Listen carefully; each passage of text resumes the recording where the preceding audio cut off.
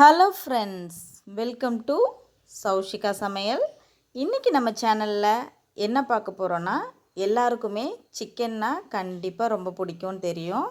அந்த சிக்கனை எப்பயும் ஒரே மாதிரி செய்யாமல் நான் சொல்கிற மாதிரி இது போல் நீங்கள் செஞ்சு பார்த்தீங்கன்னா உண்மையே டேஸ்ட்டு அட்டகாசமாக இருக்கும்.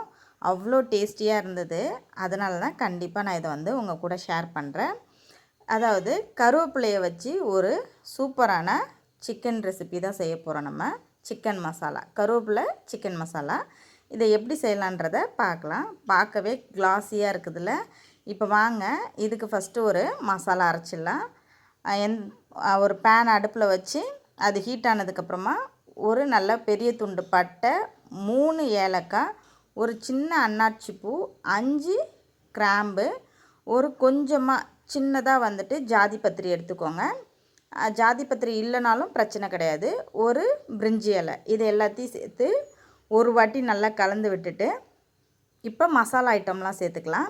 நான் அரை ஸ்பூன் அளவுக்கு ஜீரகம், 1 ஸ்பூன் மிளகு, அரை ஸ்பூன் சோம்பு, அதுக்கப்புறமா 2 ஸ்பூன் தனியா, 4 வரமிளகாய் இங்கே போடுறேன். ஆனால் நான் வரமிளகாய் 4 சேர்க்கல, 2 தான் சேர்த்தேன். அப்புறம் காரம் அதிகமாகிடுச்சுன்னா சாப்பிட முடியாதுல்ல, அதனால்.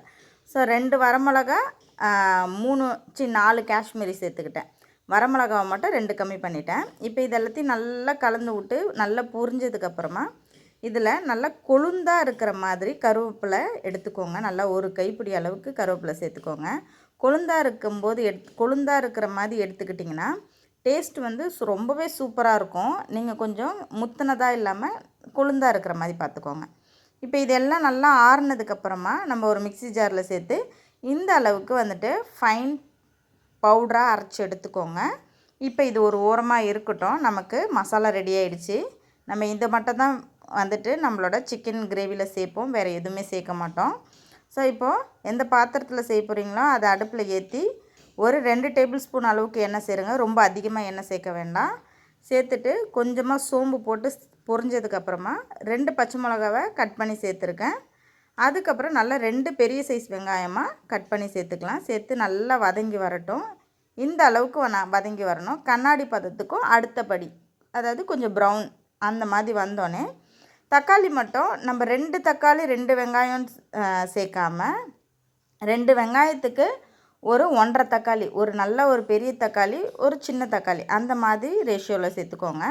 புளிப்பாக இருந்துச்சு ஒரு வேளை தக்காளி அப்படின்னா நமக்கு புளிப்பு அந்த தன்மை வந்துடும் சிக்கனில். அதனால் தக்காளி மட்டும் கொஞ்சம் குறைவாக சேர்த்துக்கோங்க. சேர்த்துட்டு நான் வீட்டில் அரைச்ச மஞ்சத்தூள் சேர்த்து நல்லா ஒரு வாட்டி கலந்து விட்டுட்டு தக்காளி வெங்காயம் நல்லா மேஷ் ஆகி வந்ததுக்கப்புறமா இதில் 1 டேபிள் ஸ்பூன் அளவுக்கு இஞ்சி பூண்டு சேர்த்து நல்லா கலந்து விட்டுட்டு இப்போது நான் 3/4 கிலோ சிக்கனை நல்லா கழுவிட்டு வாஷ் பண்ணி தண்ணியே இல்லாமல் ஃபில்ட்ரு பண்ணி தனியாக எடுத்து வச்சுருக்கேன். இப்போ அதை நம்ம இந்த மசாலா கூட சேர்த்து நல்லா கலந்து விடணும்.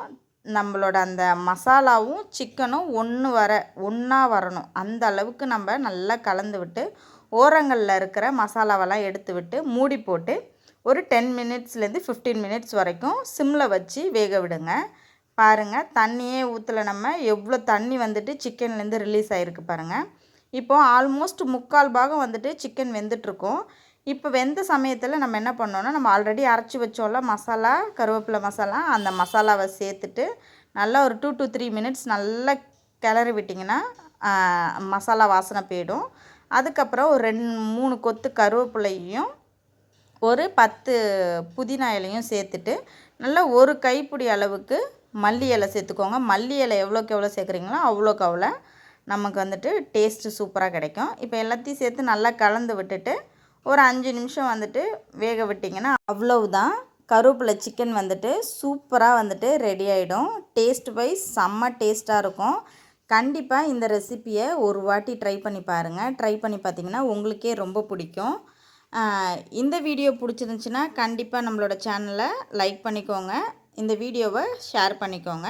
நம்மளோட சேனல் பிடிச்சிருந்துச்சின்னா கண்டிப்பாக சப்ஸ்கிரைப் பண்ணி வச்சுக்கோங்க. இதோட நெக்ஸ்ட் ஒரு வீடியோவில் சந்திக்கலாம் ஃப்ரெண்ட்ஸ். தேங்க்யூ ஃபார் வாட்சிங். பை.